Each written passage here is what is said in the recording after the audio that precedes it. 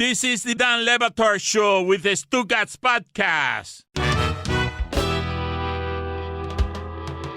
Hi and hello, my fellow football Americans, and welcome to the offseason. Real quick, for anyone who's been in a coma since the Eagles whipped the Chiefs in the Superdome last February, let me get you up to speed. Cam Ward went first overall in the draft, but then was never heard from again because he went to the Titans, who may or may not be an actual football team, but instead a psyop to see if a self-proclaimed football fan out there is actually paying attention. And people got real upset Deion Sanders' kid didn't get drafted where they decided he should have been drafted. But the Steelers had no need to get a QB because they already had signed an old man to play sports' most important position, while the Seahawks signed a journeyman QB. The Cowboys traded Micah to the Packers, and then the season kicked off. When the champs beat Dak, then the Raiders beat the Patriots in Foxborough, and Derrick Henry fumbled and Allen beat Lamar on Sunday night in what was sure to be a preview of a more important showdown come January. And J.J. McCarthy made KOC look smart with a big rally against Caleb Williams in Chicago. Meantime, the former first-round QB who'd left Minnesota in the offseason was rolling in his latest NFL home. Yeah, in case you forgot, at one point, Danny Dimes had the Colts at 8-2, while Mahomes wasn't playing so well. But no worries, you think they're going to miss the playoffs? They're the Chiefs. And speaking of QB, some people got real excited about Baker Mayfield for MVP until they lost that enthusiasm just before Bake lost out on the NFC South to the Panthers. Yeah, the Carolina Panthers. And Jalen Hurts was mad, and A.J. Brown complained, and Nick Sirianni made a face. And Phil Rivers played some games. Phil Rivers! And the Jets were the Jets, and the Browns were the Browns, and the Steelers traded away a talented receiver who wouldn't behave, then traded for a talented receiver who punched a fan. And Caleb and the Bears got good playing with the Lions Johnson, and Stafford's back held up long enough for him to hold up the MVP trophy. Then KC actually did miss the playoffs, and Mahomes tore his knee, but at least Kelsey got down on his knee. Then the playoffs started, and a bunch of teams that didn't make them fired their coaches, and Stroud stunk, and Josh Allen played badly in Denver, but that was okay because everybody decided to show their boundless empathy by feeling bad for a multimillionaire married to a Hollywood starlet. And then they showed the depth of their emotional well by crying about it snowing at a football game. Then the last chapter of the current season was interrupted by an outpouring of even more histrionic anger over a failing ACC coach not getting a gold jacket. And half the country cried about a halftime show, "Iaio siguen llorando, ay, ay, ay." And then another former first-round QB who'd left Minnesota in the offseason rolled in his latest NFL home by beating a member of the 24 QB class, which is already in contention for best QB class ever, and won a Lombardi before any of his MVP winning draft classmates even reached a Super Bowl. Long story short, we end where we started with Josh Allen, Lamar Jackson, Justin Herbert, and Joe Burrow Lombardi-less, and now an offseason devoted to hearing the phrase, defense wins championships. Let's start the show. America is available on Mondays and Fridays. Damashek is doing an exceptional job. That is how he starts the latest rendition of Football America. Can you get me the stat of the day music, please, so I could get to some basketball stats with Jeremy? Start of the day, start of the day. This is start of the day. Start of the day, start of the day. This is start of the day. Start of the day, start of the day. This is start of the day. Start of the day, start of the day. This is start of the day. What do you have, Jeremy? 3 stats for you, Dan. First on Nikola Jokic. In NBA history, only one player has reached all of the following marks before the All-Star break in a given season. 1,000 points, 475 rebounds, 400 assists, 250 made free throws, 75 threes, 30 blocks. That one player is Jokic. He missed 16 games. I was just going to say, how did he do all of that if he missed time for the first time in a while? 16 games. Yeah. I'm telling you that he doesn't get in the discussion of best offensive players there have ever been because he's 7 feet tall. We prefer those people be 6'6". I don't know if it's that. I think it's because he looks like a loaf of bread.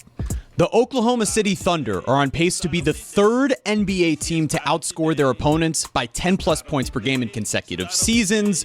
That joins the Warriors in their historic run, the Bulls in their historic run, but they also have 8 losses as a double-digit favorite in their first 56 games, the most of any team in the last 30 years. And what is the third stat of the day? Bronny James was 105 days old when LeBron James recorded his first career triple-double. He's a 21-year-old who played in the same game for LeBron's 123rd career triple-double as he became the oldest player ever. Well, so last night what he ends up doing, he assists and or scores each of the first 23 points in the game. That's the longest stretch he's ever had of doing that against Dallas, or what remains of the Dallas Mavericks that was playing yesterday. Domonique is staying with us here for a little bit. He has decided to thrust Charlie upon us as well. Where were you guys playing memory games? I've heard you lament here recently that you're aging. We've been making fun of Greg Cody saying he should do the show from a memory unit because he just misplaces some things that should be easy for him to remember. What's going on with your memory? Greg just missed the mic. First of all, we should appreciate how incredible Greg was last segment. That was awesome. Sorry, Dan, you're going to lose him for the rest of the show. Yeah. But Thank you, Dominic. great job. That was incredible. I might have to take a QK at some point in this segment because I've been drinking a lot of coffee. Yes, but thank you. The point.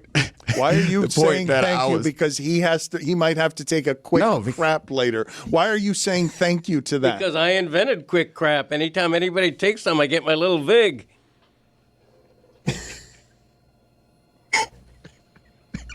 Where's my big vig? Thank you. Yes. You got it. You're welcome. And you know it. Beautiful soup. You're welcome. God, that man's talented. Wow, that man's a talent. I remember I used to hate Greg. Like 6 years ago, hated him. Yeah, why Didn't was get that? it. Why was that? I was just jealous of your talent, I think, more than anything. I was jealous of your talent, and Arlene is fine as hell. It made me upset. That's all. I was like, why does he deserve all of this? I know. I think that. Tell her I said hi, by the way. Thank you. I will. Your memory. You forgot that I was asking you a question about your memory. No. I'm getting to that. Relax, man. Relax. Take a load off, Dan. Relax Stop yourself. stressing. You be all right, man. Cool. Deep breath. All right, you good? You good? All right, chill out. Me and Charlie got you, all right? Both of us. So I was saying that this time of year is one of my favorite times of year because we are not beholden by the NFL calendar anymore. And, of course, podcasts are incredibly easy when you got football season. But right now, it's fun time.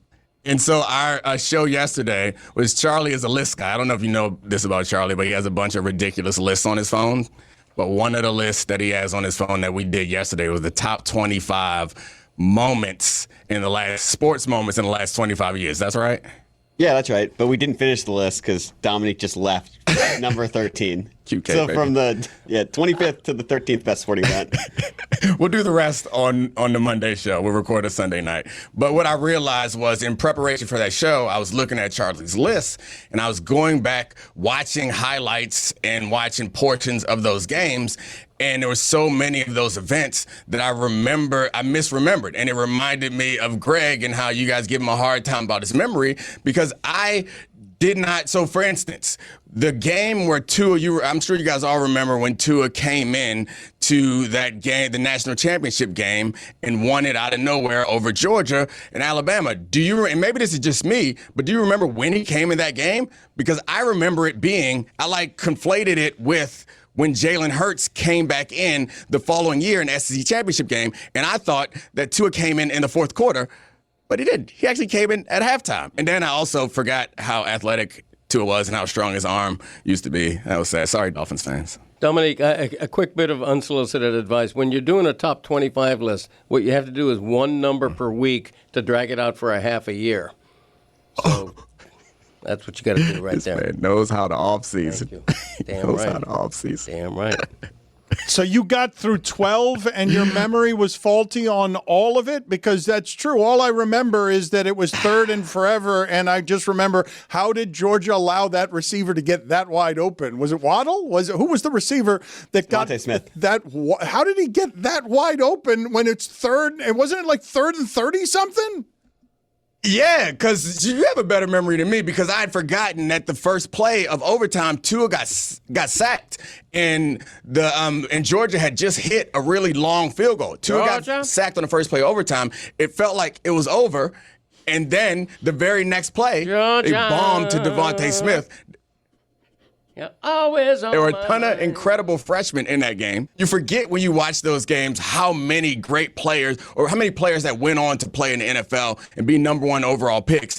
And that also reminds you of like a previous time in college football and college sports that we're not going to go back to. We remember, was it Chris Davis? No, it was Chris. Was the shot the You'll big get there. shot that we had from Chris Jenkins? Big Chris shot. Jenkins. See, my memory is rough, guys. It's all right, Cody. Don't let him pick on you. It's hard memory. Well, no, this is precisely the reason to keep a Charlie around. The only one I've been able to discern in all my time knowing Charlie is that he can do what he just did with Devontae Smith when I'm confusing him with Waddle because he's good at that. But that's all he's good at. My emotional support human. He does a good Dan Also, impression, Dan, actually. Yeah, you did call Trinidad Chambliss an economy, and I started squealing next to Domonique. It's like we had to immediately get into the offseason reruns. Dominique's about to call things monopsonies and cartels, exploited bodies. But Dan, I will give you credit. You have an incredible memory for like every single video of a nut shot, someone falling over, slipping on ice, whatever. Like we did that for almost a decade, and you remembered every single clip. Well, the biggest arguments I had with Pardon the Interruption when I'd go up there and host the show for them is like, why aren't we leading with the bear dropping onto the trampoline from a tree? Like, why wouldn't we lead with that? And they're like, well, it's a sports show. And I'm like, yeah, but you've got a bear falling out of a tree and it's landing on a trampoline and it's being surprised that because of its weight, it's now springing off of the trampoline. That's something that we have to play. Why wouldn't we lead the show with that? And they're like, well, because it's a sports show. And PTI is 700,000 viewers a day, and we're sitting in a basement talking to you, and you're talking to me. We had last time we came down and hosted, we brought some gifts. One of them was Dan Bingo. We had some cards that we wanted you guys to keep, and economies was one of them. So when we listen to the show, we play Dan Bingo at the go-tos, and the off-season is the best time for those sorts of things. One of those other things is a gift that I want to leave with you guys that we're going to call the virtue signal. And we love when Dan gets out there and signals, and it's not just Dan. That was the Dan impression peeking through right there. That's it. When Dan decides the virtue signal. Wait a second. We got to put the virtue signal up. Virtue signal. What are you guys doing with the lower half of my body there? Why'd you make him so slim? Why are you making me Bill Parcells? Nice what is happening there? More Charlie Weiss for with me. what it is that you guys are doing there. Good likeness. So just to be clear, your producer, what he seized on Trinidad Chambliss was an economy, and not you saying that not you defending Joe Judge for saying, hey, pregnant lady, don't wake up the quarterback. The quarterback's got to sleep. And you left out part of the quote, which is, go into another room and get detached from the pregnant woman. Get detached from the child. Oh, you guys, get that off. Get that! Don't do that! Pill, Dan. Don't do that! That's not. Big fat Dan. Tiny hands. That's beautiful. All right, get rid of Domonique. Get rid of Charlie. Get them out of here. One last thing. Watch the Chuck video. Show the Chuck video. You guys see the Chuck video before we go. Show the Chuck video. We'll go. And we don't have any sound on it. Mina was there. She was yelling and screaming. And watch this guy Chuck. Nate impressive. Tice was there being like, the only person who can compete with him is Travis Frederick. Yeah, So Mina All right, says we'll she leave doesn't now. even know that person's name and never wants to know his name, only knows him as the That's Chugger, right. correct? And he's got a son that he said his son puts away milk in the same way. He said he's got potential. Little Chuggy Jr., little Chuggy June. All right, we'll leave now. All right, Bye, see you Dan. later. Love you. The Dan. Domonique Foxworth show also features Charlie. I encourage you to check it out because, as I said, Mina's one of the people doing it very well now. Domonique, Chris Long, Chris Sims, they're among the best that I've heard having the range to give you both excellent football analysis but also entertainment.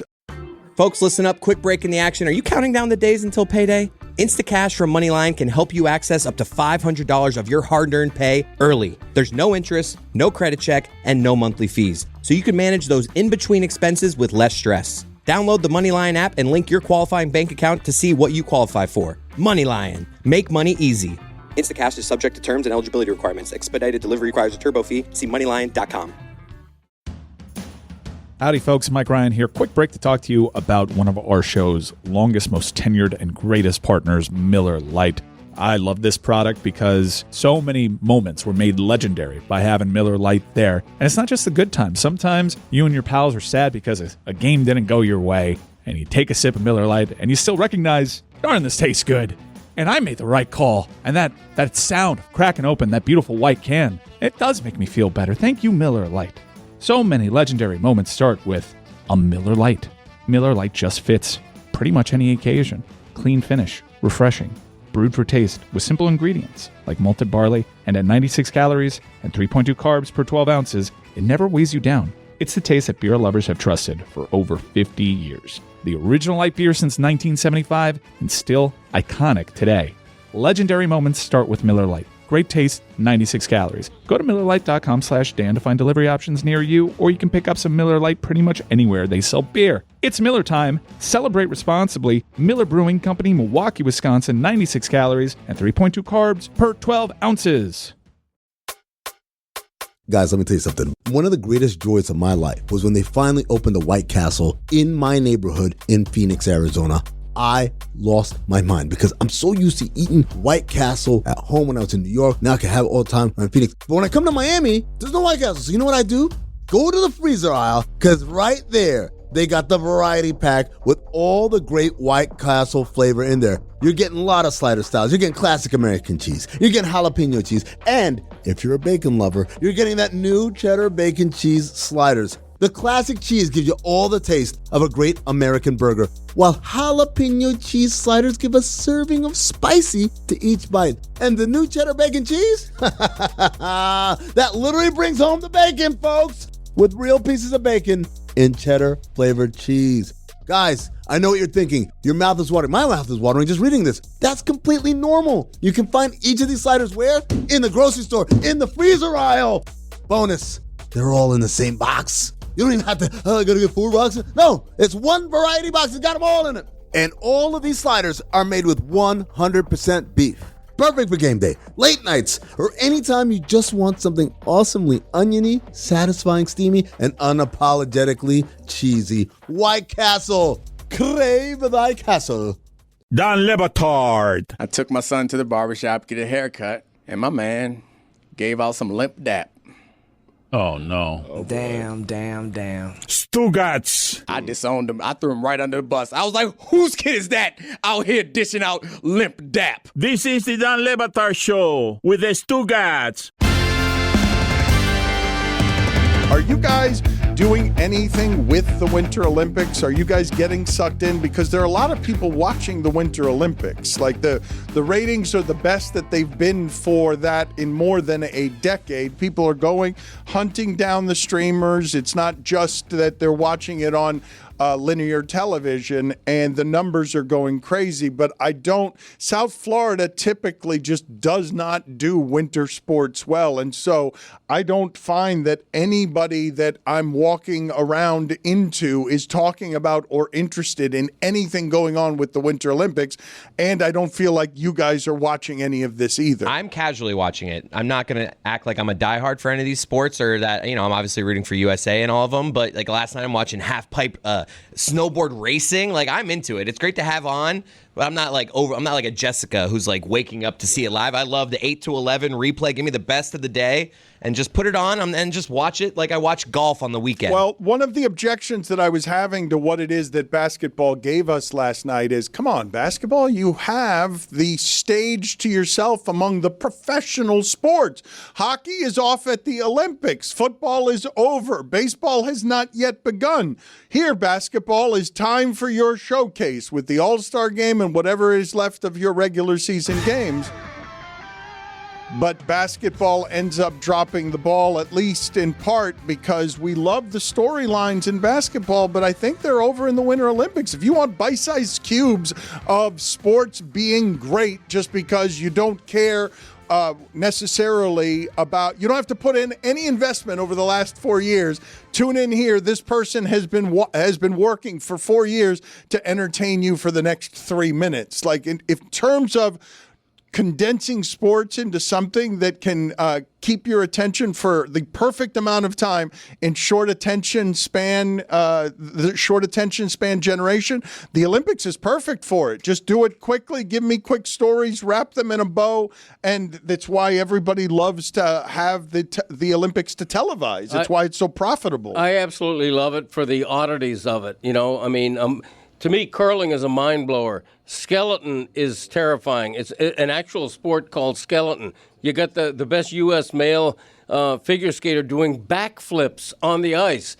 There's insane stuff to see. Baseball, as I mentioned, pitchers and catchers are reporting. I was surprised to see Nick Castellanos, although he pronounces his Castellanos. I was surprised to see that he was just outright waived.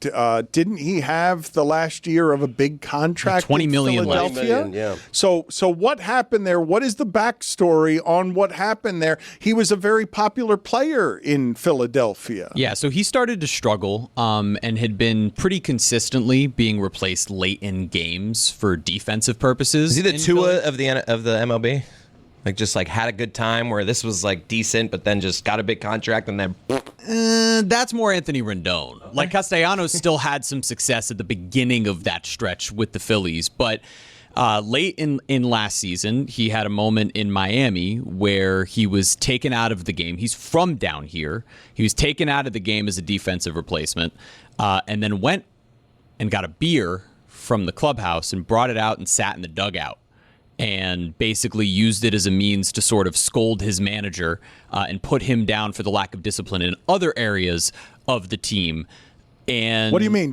Sat next to his manager with a beer and started scolding him for all the things that he was doing wrong in managing the team? Yes, and he actually wrote a handwritten letter yesterday after being cut by the Phillies that he posted to his Instagram, both thanking his teammates, thanking the organization, thanking all of the fans, but then also explaining what he referred to as the Miami incident, because he was benched after that. And he claimed, I wanted to tell the media what had happened in this scenario, why I wasn't going to be playing, but the team basically told me not to. I was advised not to. And so this is where we end up, where he's cut now right before spring training. Would we think less of that statement if it was typed? Did he think he was this will have more gravity? We also can't read it. I can't read the handwriting. He posted that on Instagram of look, I hand Would we think more of it? Is that what you're asking? My point is just type it. It's 2026. Why are you handwriting that? No, the penmanship was pretty good. I'm more apt to read that or try to decipher, because sometimes it's not always as easy as typewriting. Just type it though. What? I just don't get the he in his mind was all right, I have a thought here and this will be executed. Well, what does it say? I can't read it from here, and it's fairly rare, okay? I know that the Angels negotiated a buyout on the last year of Rendon's contract, and that Rendon is the symbol for cashing in and checking out. But it's rare around the guaranteed money of baseball for a popular player to be waived in spring training when he's owed a guaranteed $20 million that they have to give him. No negotiations on a buyout. I don't know whether he had any trade value or not. Probably not at that price tag. But you must be done with somebody in a way that is total for you to waive him right before the season starts when you owe him a guaranteed $20 million. I was really surprised that it was right now as opposed to at the end of the year. And maybe there was something that offsets, but they owe him the $20 million outside of the prorated minimum for veterans. So it's essentially almost $20 million. The quote that he wrote was, after being taken out of a close ball game in front of my friends and family, I brought a Presidente into the dugout. I then sat right next to Rob and let him know that too much slack in some areas and too tight of restrictions in others was not conducive to us winning. And then said, after meeting with Dombrowski and meeting with Thompson, quote, we aired out our differences and the conversation ended with me apologizing for letting my emotions get the best of me. He also added that he was benched the next game as punishment. You gotta go Miller Lite there instead of that other beer. Well, but you cannot lecture your manager in the dugout about his rules while holding a beer. Wild. You can't. You never see that. No. And he said his teammates and some of the bench coaches came up and stopped him before he actually drank the beer. Oh, yeah, because if that gets on the camera, if TV has even a second of that, It's the scandal that never was. Castellanos has had a very nice career and earned the contract that Dombrowski and Philadelphia gave him. But I will forever associate him with both the pandemic and the single funniest sports thing that happened during the pandemic. And this is a hard number of ingredients to have together, but it's a totally empty ballpark. It's the essential end of Tom Brenneman's broadcasting career because he's been caught on a live mic making a gay slur, and now he's apologizing for it, but also respecting the action, and Nick Castellanos hitting a home run as Brenneman is apologizing. Castellanos to lead things off. Jim Day's going to be taking us the rest of the way through this game as Holland takes over on the mound. I made a comment earlier tonight that I guess went out over the air that I am deeply ashamed of. If I have hurt anyone out there, I can't tell you how much I say from the bottom of my heart. I'm so very, very sorry. I pride myself and think of myself as a man of faith. As there's a drive in a deep left field by Castellanos, it will be a home run. And so that'll make it a 4-0 ball game. I don't know if I'm going to be putting on this headset again. I don't know if it's going to be for the Reds.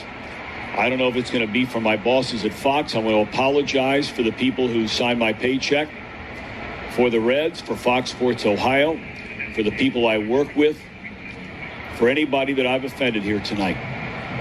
I can't begin to tell you how deeply sorry I am. That is not who I am and never has been. And I'd like to think maybe I could have some people that could back that up. I am very, very sorry, and I beg for your forgiveness. Jim Day will take you the rest of the way home. Do you realize how bad your luck has to be broadcasting the end of your career and have happened behind you the quietest home run ever hit in a major league game? That home run, I want to play the whole thing again, and I just want you guys to notice both the sound of the bat, and also how quiet it is. You can't quite hear the ball rattling around in an empty left field, but how quiet it is after the sound of the bat, and he's trying to reach for the most heartfelt of the apology. Castellanos to lead things off. Jim Day's going to be taking us the rest of the way through this game as Holland takes over on the mound. I made a comment earlier tonight that I guess went out over the air that I am deeply ashamed of. If I have hurt anyone out there, I can't tell you how much I say from the bottom of my heart. I'm so very, very sorry. I pride myself and think of myself as a man of faith. As there's a drive in a deep left field by Castellanos, it will be a home run. And so that'll make it a 4-0 ball game. I don't know if I'm going to be putting on this headset again. I don't know if it's going to be for the Reds. I don't know if it's going to be for my bosses at Fox. I'm going to apologize for the people who signed my paycheck, for the Reds, for Fox Sports Ohio, for the people I work with, for anybody that I've offended here tonight. I can't begin to tell you how deeply sorry I am. That is not who I am and never has been. And I'd like to think maybe I could have some people that could back that up. I am very, very sorry, and I beg for your forgiveness. Jim Day will take you the rest of the way home. The NBA's biggest stars deliver the biggest moments, and with DraftKings Sportsbook, an official sports betting partner of the NBA, you can be right in the middle of the action. And DraftKings has your back with early exit. If your player goes down at any time in the first half, you still get paid in cash. Download the DraftKings Sportsbook app and use code DAN. New customers can bet just $5, and if your bet wins, you get $300 in bonus bets instantly. That's code DAN in partnership with DraftKings. The crown is yours. Gambling problem? Call 1-800-GAMBLER. New York, call 877-8-HOPE-NY or text HOPE-NY. Connecticut, call 888-789-7777 or visit ccpg.org. On behalf of Boot Hill Casino in Kansas, wager tax pass-through may apply in Illinois. 21 and over in most states. Void in Ontario. Restrictions apply. Bet must win to receive bonus bets which expire in 7 days. Minimum odds required. For additional terms and responsible gaming resources, see dkng.co/audio. Limited time offer. Ready to relax in your dream bath retreat without the stress of figuring out every detail yourself? At the Home Depot, your bath upgrade is covered. Shop fully designed rooms and curated bath collections to go from inspiration to transformation fast. Savings of up to 40% will make it easier on your budget. And find everything you need, from tubs to toilets and all the tile in between, to bring your vision to life. The Home Depot. Dream baths built here. Don Batard. This is the quickest it goes. Hey, this is the quickest it goes. Stugats. Everybody, this is the quickest it goes. Yeah. This is the Don Batard Show with the Stugats.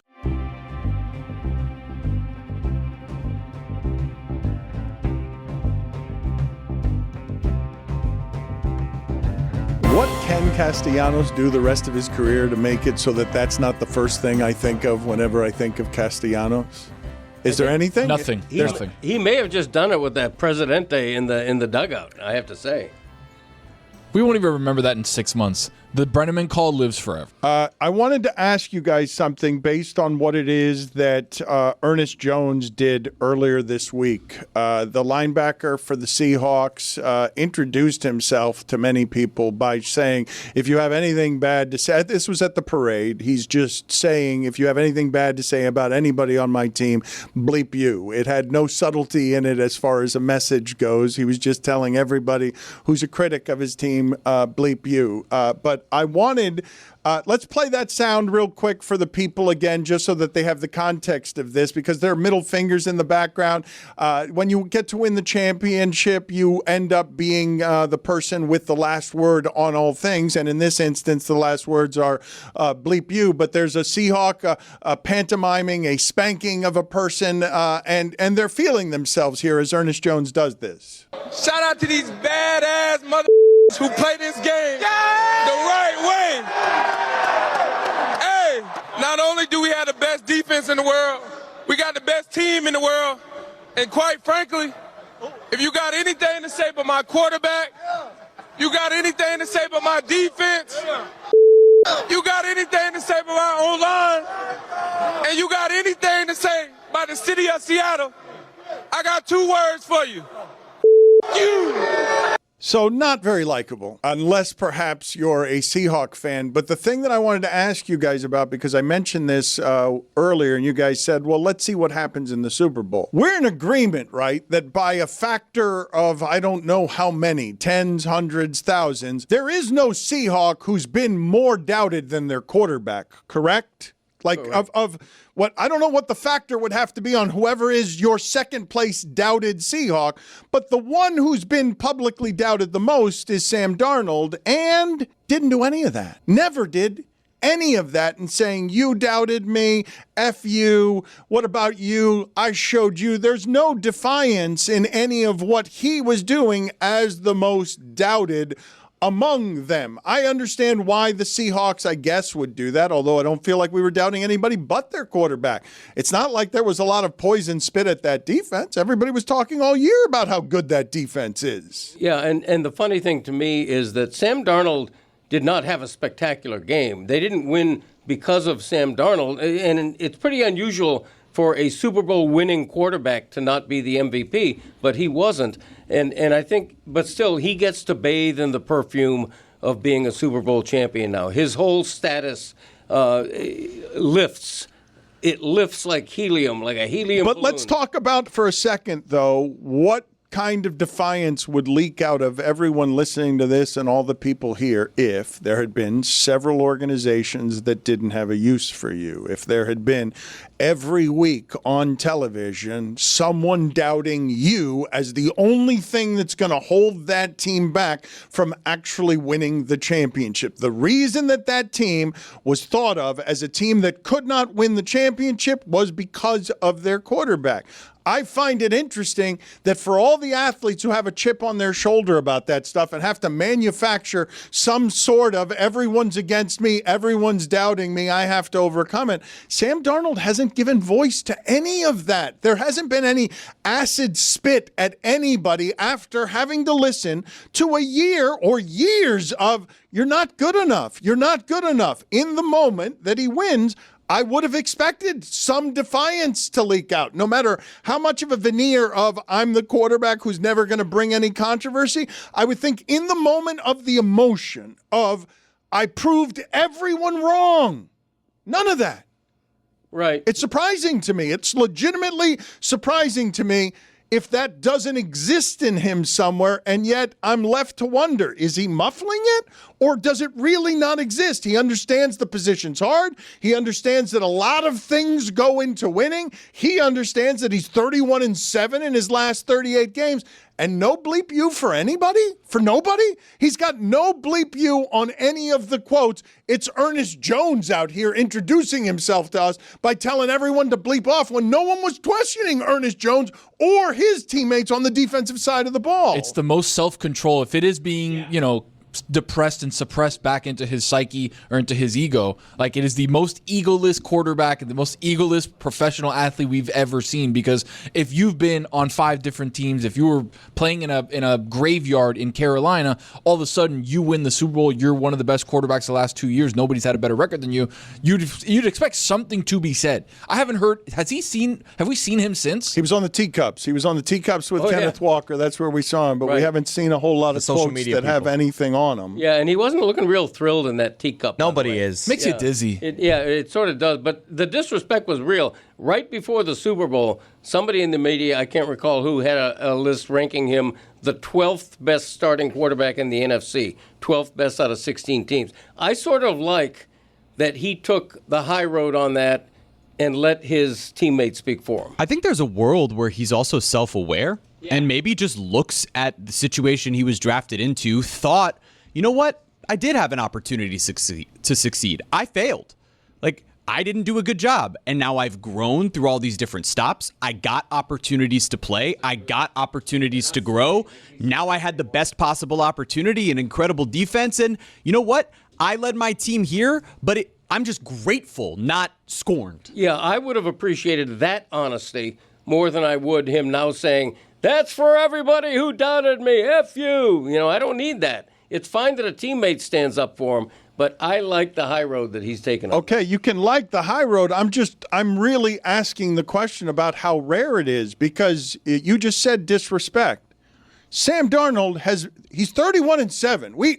Everybody else in that league, when they win, we say that's a quarterback stat. That's the reason they won. He's 31-7 over his last 38 games. So that's not merely winning. It's winning more than anyone in the sport has over the last 2 years. He's been disrespected. Mm-hmm. He's not absorbed that disrespect in a way that comes out as disrespect you. It's surprising to me. Validation is a very basic human need. Everyone likes applause.